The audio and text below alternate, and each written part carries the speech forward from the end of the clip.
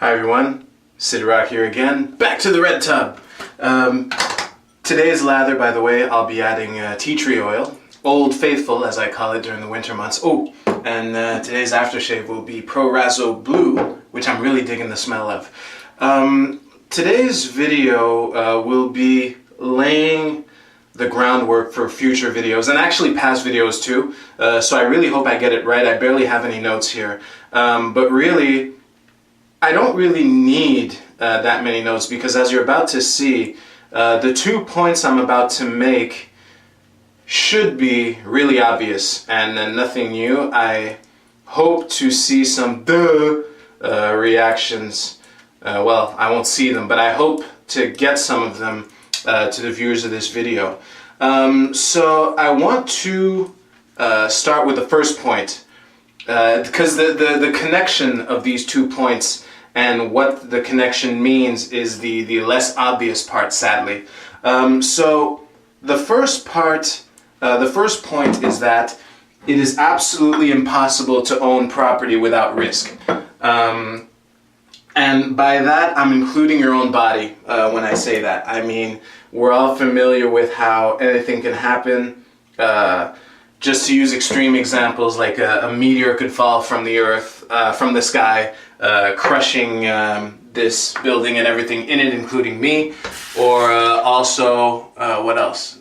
You know, I could get a stroke while recording these videos and all of these things. As a matter of fact, I've cut myself shaving at least 3 times while filming these. Obviously, I've never heard of anyone being dragged off to a hospital due to a shaving cut, but it's still something going wrong because the body is designed to keep blood on the inside of the blood vessels too, because there is such a thing as internal bleeding.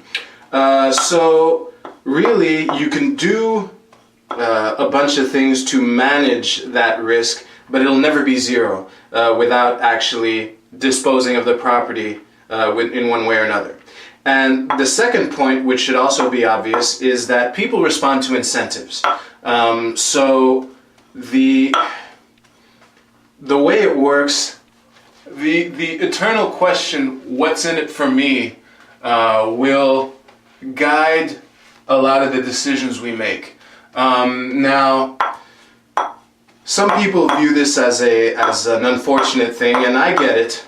But there are ways to harness this, and the bottom line is the what's in it for me, as long as it's done morally, can lead to some great things. There's a concept of rational self-interest, which is basically to be as, to go about the fulfillment of your wishes and desires as vigorously as you see fit, the only boundary being don't impose anything on anyone else.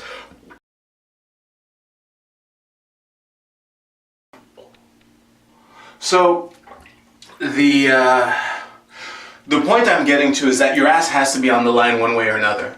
When you're managing the risk to your own property, your ass is on the line in the sense that the fact that you're managing the risk implies by definition that you want to keep the property and preserve it.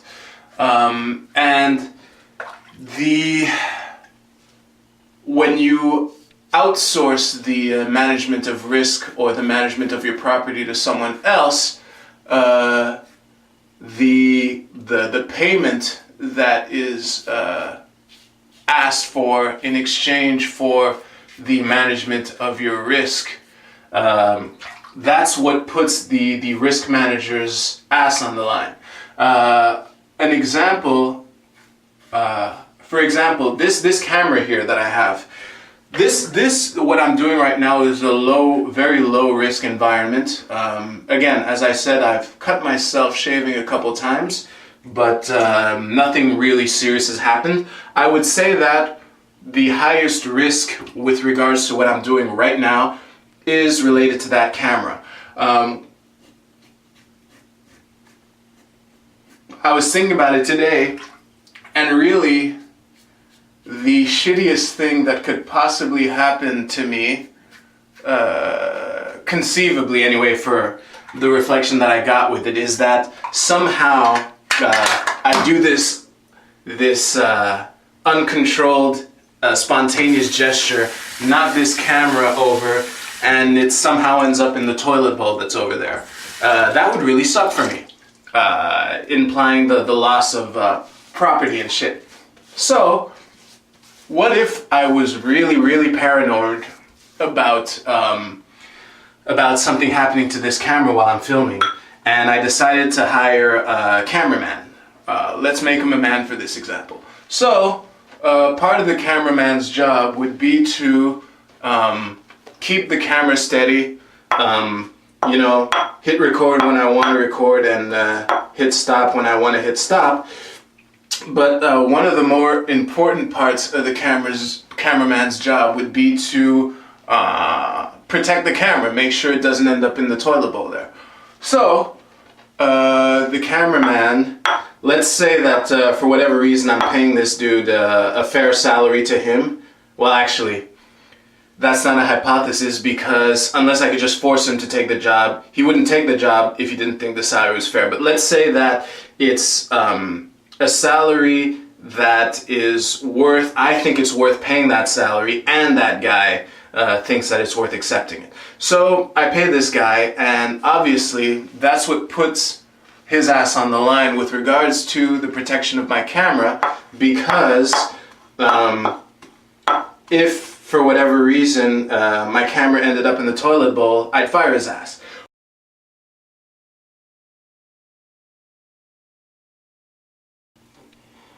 So, we come to a twist in this hypothesis, this theoretical situation. What if I would pay this guy his salary no matter what happened? So basically, he can, you know, screw up the recording. He could even not show up at all, and I would still pay him. And he knows this. If you take the second point that I made, which is people respond to incentives, unless for whatever reason he had this deep intrinsic motivation to protect the sanctity of my camera, like, oh, Sid's a great guy, I really love what he does, it's really important for me that his camera, nothing happens to it. Well, then that might keep him involved and motivated at first. But what happens if he shows up late one day, or that he forgets to open the lens cover, and I still got his salary? He still got his salary. Well, it's pretty easy to understand that unless he's one of these magic humans that doesn't respond to incentive, the fact that he's going to get his salary no matter what, his motivation to do a good job protecting my camera will drop to zero over time. Which is basically why, with regards to the management of property and the management of risk with regards to that property, which is kind of one and the same, it's really ineffective to entrust the management of risk of a property to someone who doesn't own that property and will get paid no matter what. And this is why we see all these phenomenons of corruption, and sometimes downright doing the opposite of what the organization's stated goal is. So, to push my example even further, let's say that one day he comes and he's pissed off at me for whatever reason, and he takes the tripod, dumps my camera into the toilet bowl, and then gives me a flying savate right in the teeth, like whoo, like that. If his ass wasn't on the line through a voluntary salary, what would stop him from doing that? Because trust me, as someone who works in sales and customer service, I'm amazed sometimes at the kind of shit that I will put up with when I want someone's money and I can't just force the person to pay me.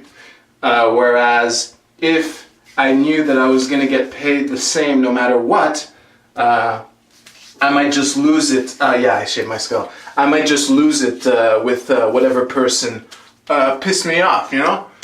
Because I'm a human, I get pissed off, and the incentive that that helps me keep my cool even when it's rough is the fact that my ass is on the line. Obviously,